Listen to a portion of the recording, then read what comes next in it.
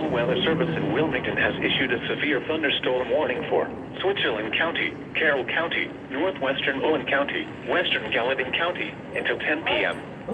At 9:07 p.m., a severe thunderstorm was located over Madison, moving east at 30 miles an hour.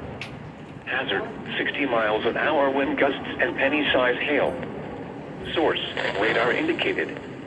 Impact, expects damage to trees and power lines.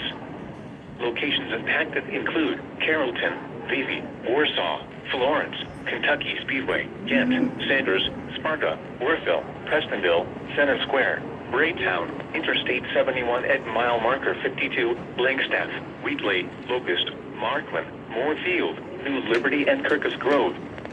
This includes I-71 in Kentucky between mile markers 39 and 59.